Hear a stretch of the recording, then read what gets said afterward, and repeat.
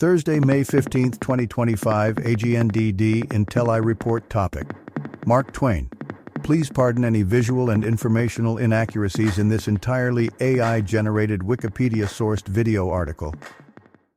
Explore the early life and adventures of Samuel Clemens, better known as Mark Twain, whose experiences shaped his iconic literary career and unforgettable storytelling.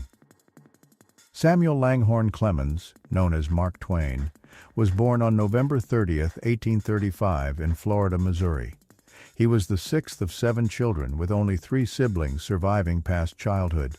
His family moved to Hannibal, Missouri when he was 4, inspiring the setting for his famous novels. Twain's father, a lawyer and judge, died in 1847, leading Twain to leave school and work as a printer's apprentice. He later became a steamboat pilot, a prestigious position, which inspired his pen name. Tragically, his brother Henry died in a steamboat explosion, an event that deeply affected Twain.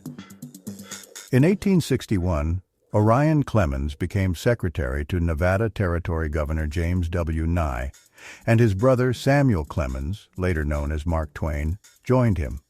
They traveled west, visiting Salt Lake City before settling in Virginia City, Nevada. Twain failed as a miner and worked at the Territorial Enterprise newspaper, where he first used his pen name in 1863. His experiences in the West inspired Roughing It and the story The Celebrated Jumping Frog of Calaveras County. Twain moved to San Francisco, met notable writers, and gained fame with his humorous writing.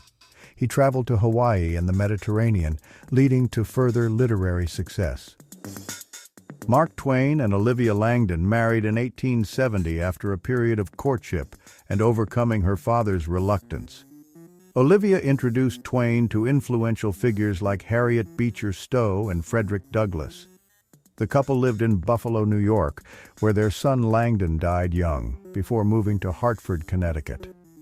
Twain wrote many of his classic novels during their time in Hartford and summers at Quarry Farm. Their marriage lasted 34 years until Olivia's death in 1904. The Clemens family, including their 3 daughters, are buried in Elmira's Woodlawn Cemetery. Mark Twain had a keen interest in science, forming a strong friendship with inventor Nikola Tesla.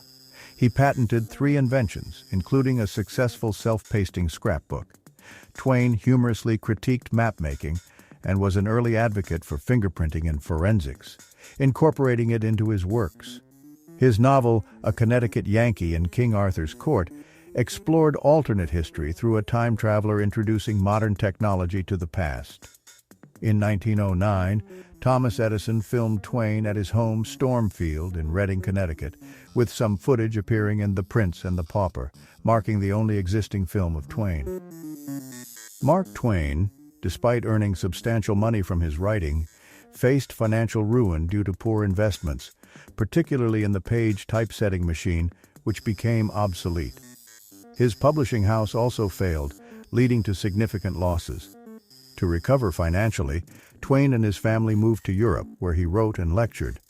With the help of financier Henry Huddleston Rogers, Twain filed for bankruptcy and protected his assets. He embarked on a global lecture tour in 1895 to repay his debts, despite no legal obligation. This arduous journey inspired his book, Following the Equator. The family later lived in Europe, seeking health treatments. Mark Twain was a sought-after speaker, delivering humorous talks akin to modern stand-up comedy. He spoke at numerous clubs, including the Authors Club and the Savage Club in London, where he was made an honorary member. Twain toured globally, visiting Melbourne, Sydney, and Vienna, where he humorously addressed the Concordia Press Club in German. In 1901, he spoke at Princeton University and was made an honorary member of the Cliosophic Literary Society. In 1906, Twain testified before Congress, advocating for extending copyright protection to the author's lifetime plus 50 years to benefit their children. In the 1880s, Mark Twain visited Canada to secure copyrights for his works, including Adventures of Huckleberry Finn and Life on the Mississippi, due to unauthorized editions by Toronto publishers. These editions, sold in the U.S. and Canada, deprived him of royalties, costing him significantly. Twain's Montreal banquet in 1881 hinted at his copyright concerns. Despite failed attempts for The Prince and the Pauper, he eventually registered copyrights in Canada for protection. Legal advice led him to register Canadian copyrights before U.S. publication, requiring residency, which he addressed with brief visits. An international copyright agreement was established in 1891. In his later years, Mark Twain experienced deep depression due to personal losses, including the deaths of his daughter Susie, wife Olivia, daughter Jean, and friend Henry Rogers. Despite his grief, Twain supported friends like Ina Coolbrith after the 1906 San Francisco earthquake and formed the Angel Fish and Aquarium Club for young girls he considered surrogate granddaughters. He received honorary degrees from Yale, Missouri, and Oxford. Twain famously predicted his death would coincide with Halley's Comet, which it did in 1910. President Taft praised Twain's enduring literary impact. Twain was buried in Elmira, New York, with his estate valued at $471,000. Twain began with humorous writing but evolved into a critic of human flaws, combining humor, narrative, and social critique in works like Huckleberry Finn. He mastered colloquial speech and helped shape American literature. Some of his works, including Huckleberry Finn, have faced censorship, notably for racial slurs. Compiling a complete bibliography of Twain's work is challenging due to his prolific output, use of multiple pen names, and lost or unrecorded speeches. Researchers continue to discover his unpublished material, with notable finds in 1995 and 2015. Mark Twain, while writing for the Virginia City newspaper in 1863, met Tom Fitch, who influenced his writing style. Initially focused on humor, Twain learned to balance it with sincerity. His lecture on the Sandwich Islands was praised by Fitch but criticized for ending in anti-climax. Twain's early success came with The Celebrated Jumping Frog of Calaveras County in 1865. His travel writings, including The Innocents Abroad and Roughing It, critiqued society and gained popularity. Twain's collaboration with Charles Dudley Warner resulted in The Gilded Age. His experiences on the Mississippi River inspired Old Times on the Mississippi and Life on the Mississippi. Mark Twain's notable works include The Adventures of Tom Sawyer, inspired by his youth in Hannibal, and The Prince and the Pauper, a social commentary on identity. Adventures of Huckleberry Finn, considered a great American novel, follows Huck's journey with a more serious tone than Tom Sawyer. Despite its acclaim, the book's ending is controversial. Twain's Life on the Mississippi reflects on his experiences and influenced Huckleberry Finn. His pen name, Mark Twain, signifies safe riverboat passage. Twain's legacy is cemented in American literature, with his childhood cave in Hannibal, Missouri, bearing his real name, Sam Clemens. Mark Twain, through his publishing house, produced President Grant's memoirs and wrote The Private History of a Campaign That Failed. He then focused on A Connecticut Yankee in King Arthur's Court, highlighting political absurdities. Twain quickly wrote Pudd'nhead Wilson to avoid bankruptcy, leading to its disorganized plot. His proudest work, Personal Recollections of Joan of Arc, was published anonymously during financial struggles. Despite efforts, Twain filed for bankruptcy in 1894. He critiqued authors like Cooper, Eliot, Austen, and Stevenson, emphasizing concision and realism in writing, and became known for his sharp literary criticism. Mark Twain's works, such as The Adventures of Huckleberry Finn and The Adventures of Tom Sawyer, faced censorship, often led by religious groups or influential individuals rather than librarians who valued intellectual freedom.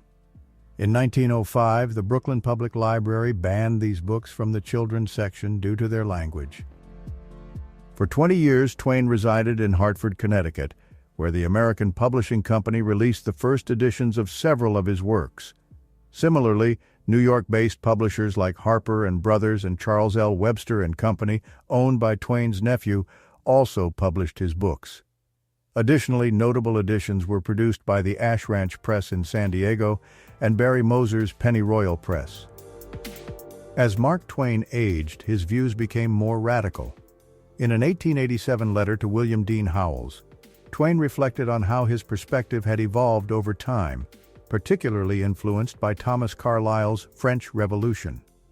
Initially identifying with the moderate Girondins, repeated readings and life experiences gradually shifted his alignment to the more radical sans-culottes, ultimately likening himself to the revolutionary figure Marat. This evolution highlights Twain's dynamic intellectual journey and openness to change. Mark Twain was a proponent of technological progress and commerce, opposing welfare measures due to his belief in the exact and constant laws of the business age. He was skeptical of government, viewing it as ineffective. Twain's views were more conservative by today's standards, favoring laissez-faire economics, prioritizing property rights over personal political rights, and admiring self-made plutocrats. He advocated for leadership by wealthy and intelligent individuals. However, he held liberal views in his support for technological progress and opposition to monarchy, inherited aristocracy, the Roman Catholic Church, and later imperialism. Mark Twain expressed strong support for labor unions and the labor movement, particularly the Knights of Labor. In Life on the Mississippi, he praised unions in the riverboating industry, and his writings were later embraced by union halls. In a speech to the Knights of Labor, Twain criticized the few oppressors like kings and capitalists and highlighted the plight of the many oppressed workers. He questioned the fairness of wealth distribution and argued that laws and constitutions should be changed to ensure a more equitable division of resources. Mark Twain initially supported imperialism, advocating for American interests in Hawaii and the Spanish-American War. However, by 1899 he became a staunch anti-imperialist, criticizing U.S. actions in the Philippines as subjugation rather than liberation. Twain joined the American Anti-Imperialist League, opposing the annexation of the Philippines and writing extensively against imperialism. He condemned European imperialists like Cecil Rhodes and King Leopold II, highlighting abuses in Africa. Twain's works, including The War Prayer and King Leopold's Soliloquy, reflect his belief that imperialism contradicts humanism and Christianity. His anti-imperialist writings gained wider recognition posthumously. Mark Twain was a staunch advocate for the abolition of slavery and racial justice, highlighting the injustices faced by non-whites in the U.S. He supported education for African Americans, funding their studies at Yale and other institutions. Twain also championed women's suffrage, evidenced by his 1901 Votes for Women speech. He aided Helen Keller in her educational pursuits and supported Prudence Crandall's efforts in educating African American women. In his travelogue Following the Equator, Twain criticized the exploitation of colonized peoples, noting the irony in the white man's belief in his own superiority. Mark Twain's early writings on Native Americans reveal his belief in racial differences and negative stereotypes. In The Noble Red Man, 1870, Twain harshly criticized Native Americans, describing them as deceitful and ungrateful, and even advocated for their extermination. He aimed to counteract sympathy for Native Americans on the East Coast. In 1895, Twain continued to mock portrayals of Native Americans, criticizing James Fenimore Cooper's depiction of them as unrealistic in Fenimore Cooper's Literary Offenses. Twain's writings reflect a derogatory and dismissive attitude towards Native Americans during that period. Mark Twain, initially a Republican, broke from the party in 1884 to support Democrat Grover Cleveland over Republican James G. Blaine, whom he deemed corrupt. Twain actively campaigned for Cleveland. By the early 20th century, Twain criticized both Democrats and Republicans as insane in his book Christian Science in 1907. He suggested that while each party recognized the other's flaws, only the mugwumps, who prioritized merit over party loyalty, could see the broader irrationality connecting both parties. Mark Twain, a Presbyterian, was critical of organized religion and certain Christian doctrines, often expressing skepticism in his writings. He believed in an almighty God but rejected religious texts and the idea of divine retribution. Twain's views evolved, especially after personal losses, and he sometimes questioned God's goodness. He criticized missionary actions during the Boxer Uprising and imperialism. Some of his irreverent works were suppressed by his family until later published. Despite his criticisms, Twain admired Joan of Arc and supported church building. His complex religious views were fully revealed in his posthumously published autobiography. Mark Twain, originally Samuel Clemens, used various pen names before settling on Mark Twain, which he claimed to have adopted from Captain Isaiah Sellers. Sellers used Mark Twain for river news, indicating safe water depth on the Mississippi River. Twain appropriated the name after Sellers' death, aiming to maintain its association with truth. Some speculate Mark Twain might also refer to a bar tab Clemens incurred in Virginia City. Twain's satire of Sellers, published without realizing its impact, deeply hurt the respected captain. Despite controversy, Twain's pen name became synonymous with his literary legacy. Mark Twain's association with white suits is often exaggerated, with modern depictions inaccurately suggesting he wore them throughout his life. While he did adopt white suits after his wife's death in 1904, evidence shows he wore them earlier, such as in an 1882 photograph sent to Edward W. Bach. The white suit became Twain's trademark, exemplified by anecdotes like wearing it to a winter congressional hearing. However, he didn't wear white suits in his last 3 years, except for a banquet. Twain expressed a preference for white clothes in his autobiography, lamenting the seasonal switch to darker attire. Mark Twain's legacy endures through his timeless works, capturing the American spirit with wit and insight. His journey from Missouri to literary fame remains an inspiring tale. Thank you for watching this AGNDD intelliReport, dear viewers. Like, subscribe, and click the bell button to get notified during new uploads, and make sure to tune in next time. Stay safe and healthy. Cheers!